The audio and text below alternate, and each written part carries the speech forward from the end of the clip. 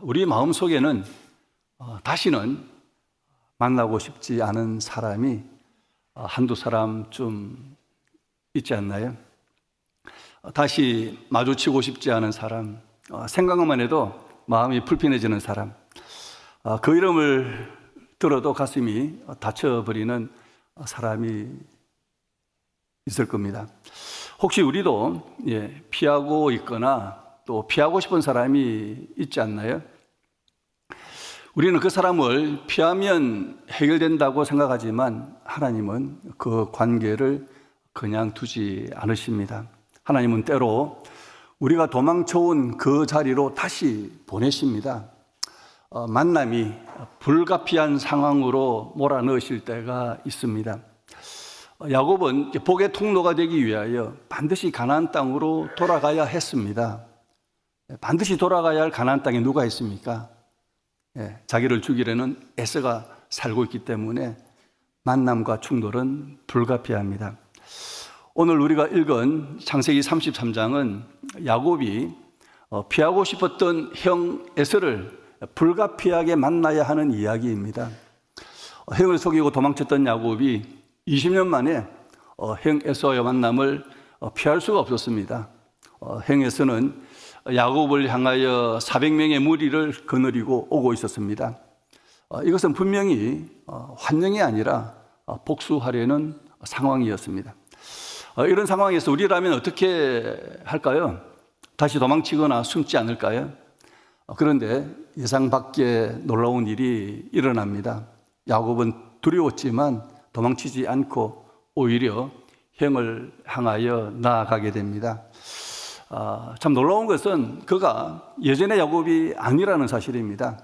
야곱은 더 이상 속이고 계산하고 자기 방법으로 살던 사람이 아니라 완전히 다른 사람으로 변화되어 있었습니다.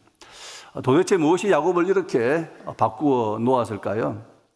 무엇이 두려움이 많은 야곱을 주도적으로 그리고 담대함으로 형 에서 앞으로 나아가게 만들었을까요?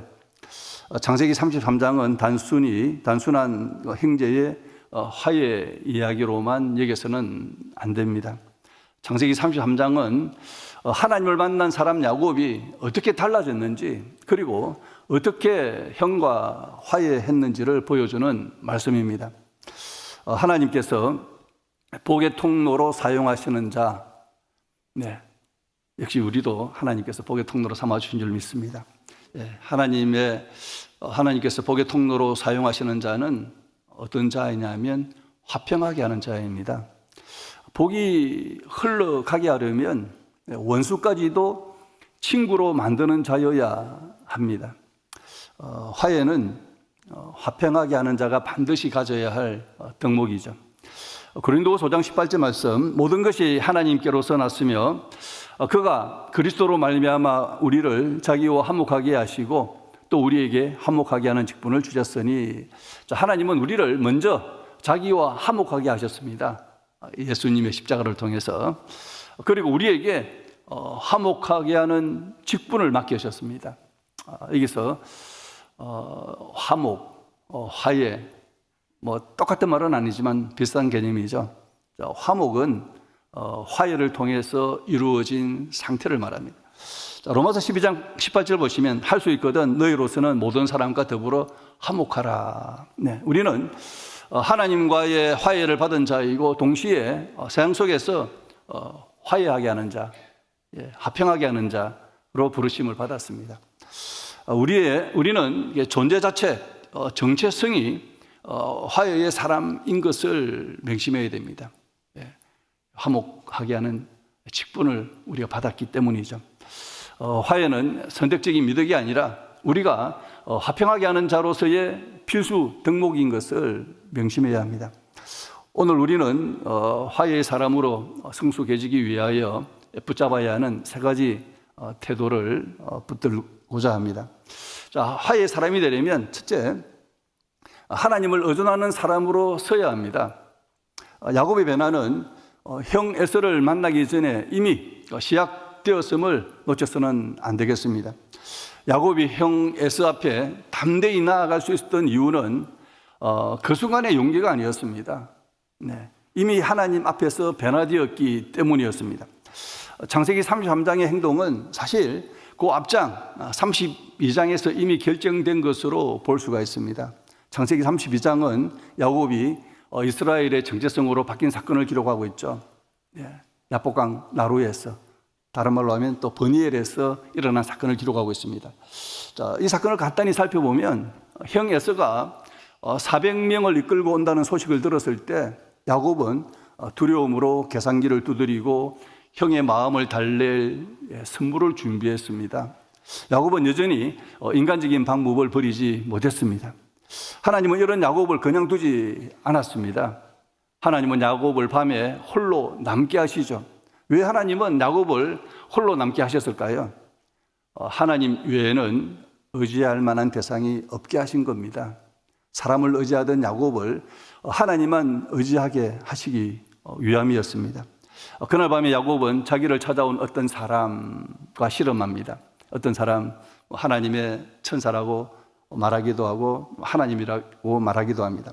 자, 그 실험은 단순한 육체적인 싸움이 아니라 자기의 의지와 하나님의 뜻이 부딪히는 영적 실험이었습니다. 야곱은 평생 자기 방식으로 속이고 계산하고 빼앗으며 살아왔던 자였죠.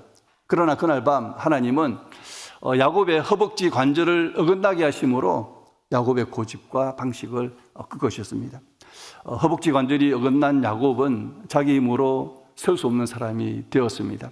그때가 야곱의 자기 의존이 깨어지는 순간이었습니다. 그때 야곱은 당신이 내게 축복하지 아니하면 가게 하지 아니하겠나이다라는 고백을 하게 되죠.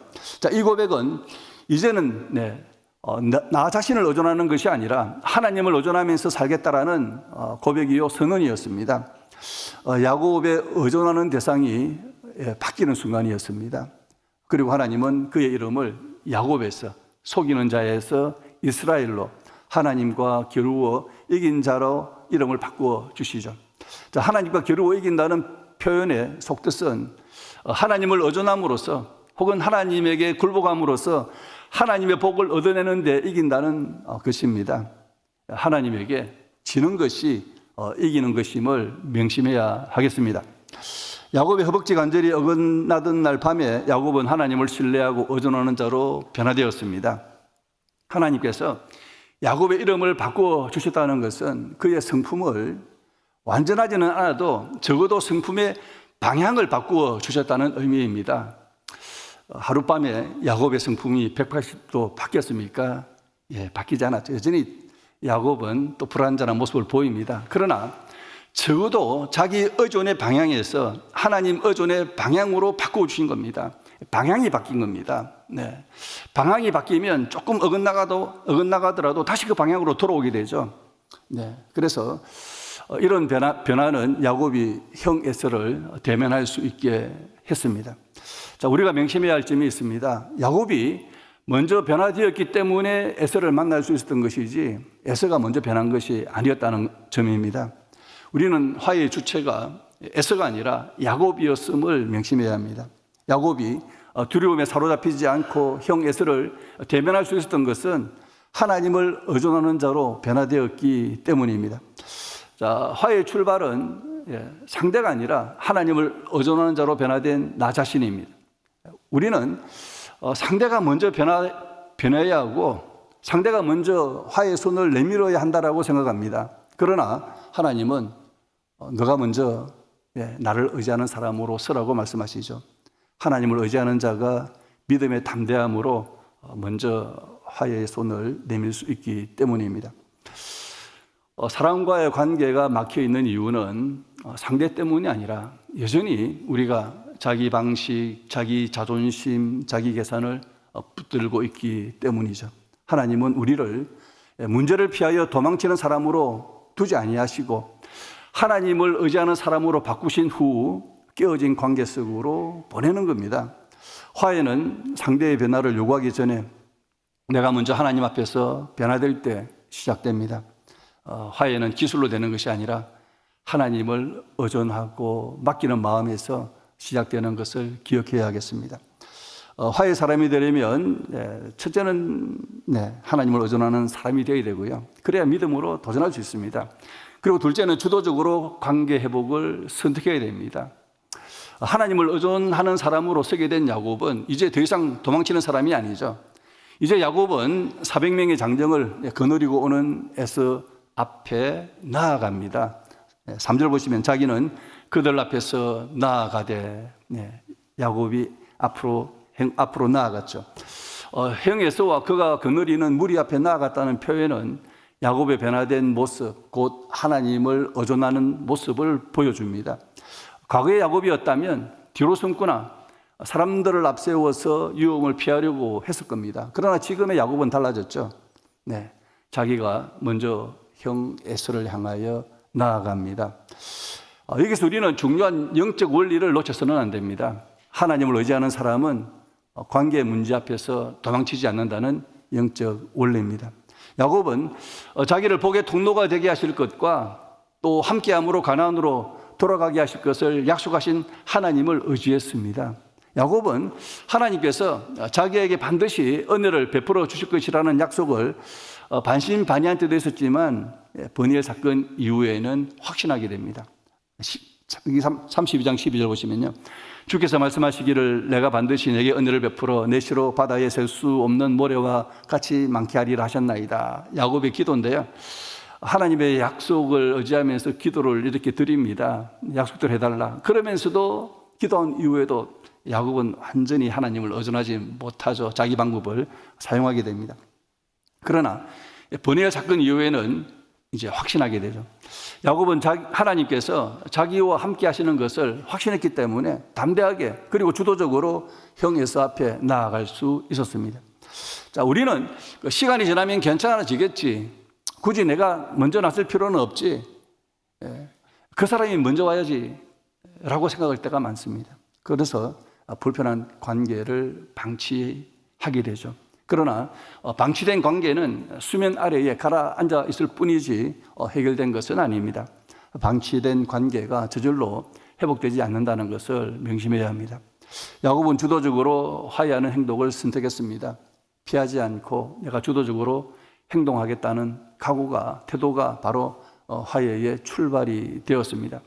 우리는 화해의 본질적 성격이 주도적이라는 것을 배워야 합니다.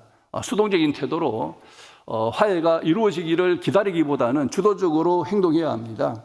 화해는 감정이 풀릴 때까지 기다리면서 하는 것이 아니죠.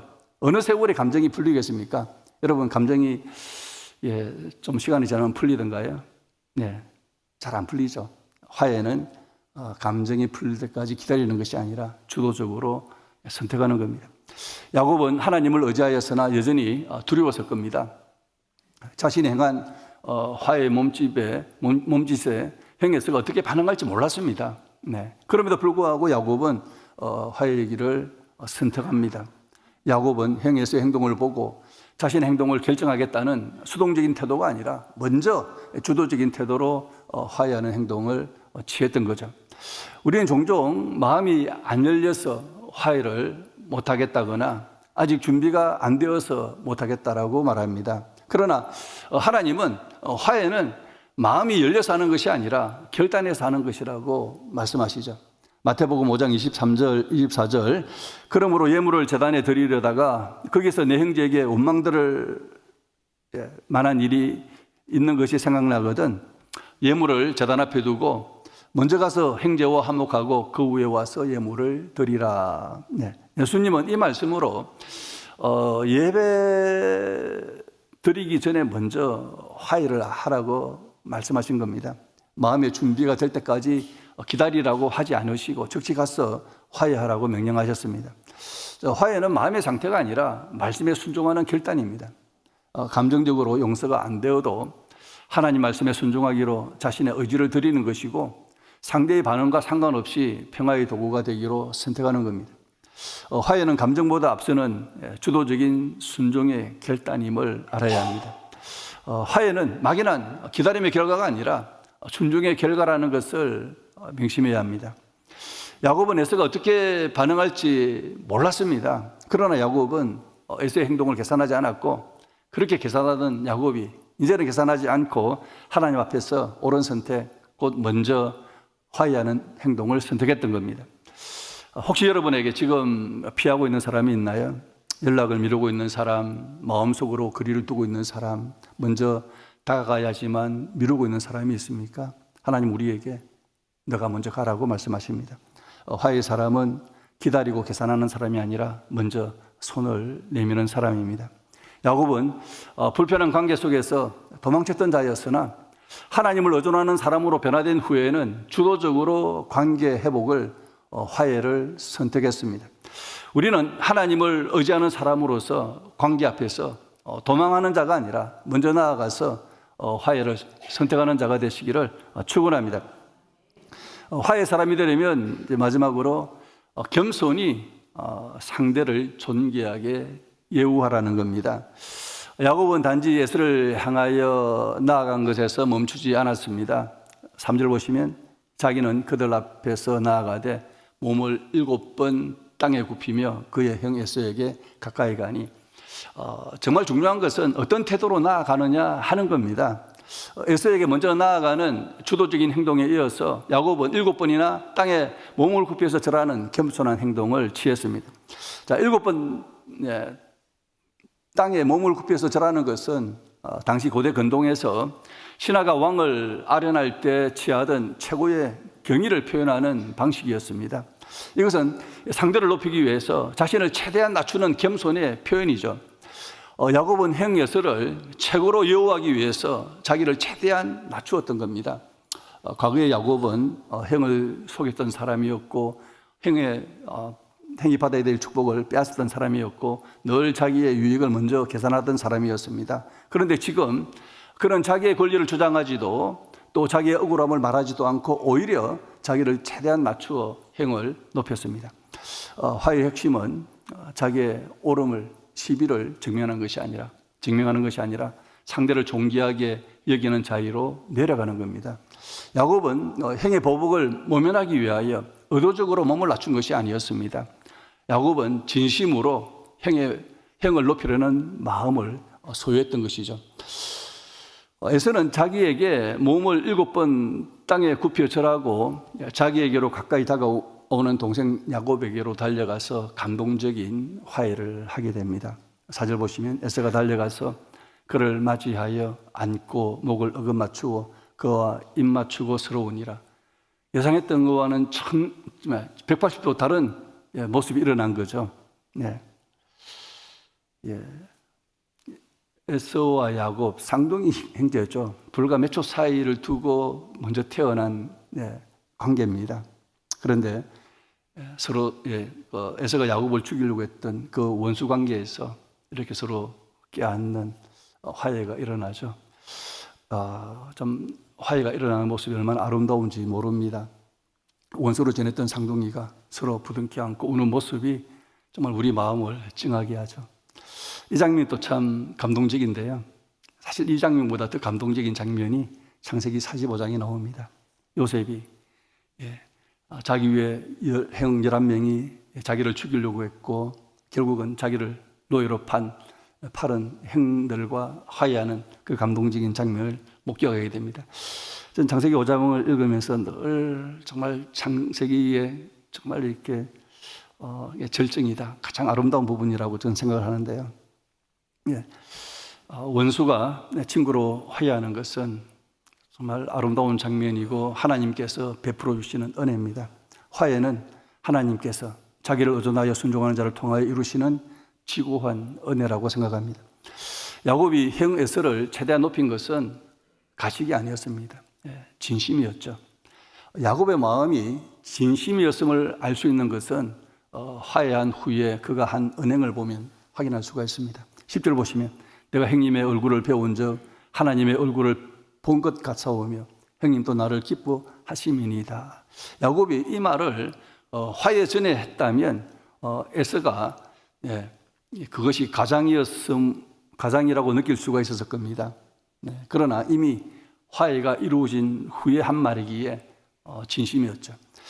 야곱은 버니엘에서 하나님을 만난 후 정말 상대를 존귀하게 보는 시선으로 완전히 바뀐 겁니다. 이렇게 두려웠던 형 에서를 정말 자기에게 속아서 상처를 받은 그런 존재로 이렇게 시선이 완전히 바뀐 거죠. 야곱의 말뿐만 아니라 행동도 행을 존귀하게 여긴 것이 진심이었던 것을 보여줍니다. 야곱이 준비한 선물을 에서가 처음에는 거절하죠. 9절 보시면 에서가 이르되 내 동생아 내게 있는 것이 족하니 내 소유는 내게 두라. 나도 충분히 있으니 안 받아도 된다라고 거절했습니다. 놀라운 것은 야곱이 얼마나 욕심이 많습니까? 욕심이 많은 야곱이 행위 거부하면 이때다 하고 이렇게 아이고 알겠습니다 하고 이렇게 그랬을 텐데 행위 말대로 하지 않았다는 겁니다. 행위 받기를 거절한 선물을 억지라도 받게 한 겁니다. 11절 보시면 하나님이 내게 은혜를 베푸셨고 내 소유도 족하오니 청하건대 내가 행님께 드리는 예물을 받으소서 하고 그에게 강건함에 받으니라. 강건하니까 안 받는다고 계속 물리쳐도 계속 강건하니까 받은 거죠. 그 강건함이 진심에서 나온 거죠. 행의 장자권과 행이 받아야 할 축복까지 가로챘던 야곱이 놀랍게 변화된 거죠. 이것은 야곱이 행을 존귀하게 예우하는 태도가 진심이었음을 보여줍니다. 여기서 우리가 놓쳐서는 안 될 영적 진리가 있습니다. 하나님의 은혜가 야곱을 겸손하게 낮추었습니다. 하나님의 은혜가 만들어내는 독특한 성품이 겸손입니다. 야곱은 자기가 누리는 모든 것이 하나님의 은혜임을 알았습니다. 하나님께서 주신 것이기에 자기의 것으로 고집하지 않았습니다. 야곱은 자녀들도 가축도 하나님께서 주신 은혜임을 고백했습니다. 은혜는 하나님의 백성을 겸손하게 만드는 강력한 힘입니다. 은혜를 모르는 사람은 끝까지 자존심을 붙들고 끝까지 옳고 그름을 따질 겁니다. 그러나 하나님의 은혜를 깊이 경험한 사람은 자기를 내려놓을 수 있습니다. 우리가 화해하지 못하는 이유는 상대가 문제가 아니라 내 자존심이 내려가지 않았기 때문이죠. 왜 내가 먼저 낮아져야 하지? 저 사람이 잘못했는데 왜 내가 먼저 굽혀야지 하는 마음이 화해를 막습니다. 그러나 자신이 하나님께 많은 은혜를 받은 사람이라고 여기는 사람은 자신을 낮출 수 있고 양보할 수 있고 상대를 높일 수가 있습니다. 하나님의 은혜를 받은 자라고 생각하신다면 겸손한 마음으로 그리고 주도적으로 화해를 시도하시기를 축원합니다. 야곱이 화해를 시작할 때 놀라운 일이 일어났습니다. 에서가 달려와 야곱을 안고 목을 어긋맞추어 입을 맞추며 함께 울었습니다. 화해는 진심이 담긴 눈물로 완성되죠. 그동안 원수같이 지낸 것에 대한 회개의 눈물이었습니다. 형에게 잘못했던 것에 대한 회개의 눈물이죠. 또 얼어붙었던 마음이 녹음해서 나오는 눈물입니다. 화해는 이기는 것도 아니라 설득하는 것도 아니라 사랑으로 자신의 얼어붙었던 마음을 녹이는 것입니다. 우리는 이미 하나님과의 화해를 받은 사람입니다. 우리가 하나님과 원수되었을 때 하나님은 우리를 향해 먼저 오셨고 자기를 십자가에서 죽으심으로 낮추심으로 우리를 자녀로 삼으셨습니다. 그 화해의 은혜가 우리 안에 있습니다.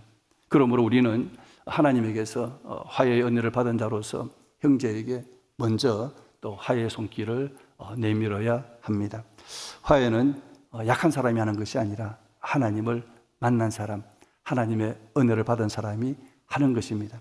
우리는 화해의 사람이 되기 위하여 첫째로 하나님을 의존하는 사람으로 써야 하고 둘째로 주도적으로 관계회복을 선택해야 하고 셋째 겸손히 상대를 존귀하게 여기는 마음을 가져야 됩니다. 그런 사람으로 살아가기를 주님 이름으로 축원합니다.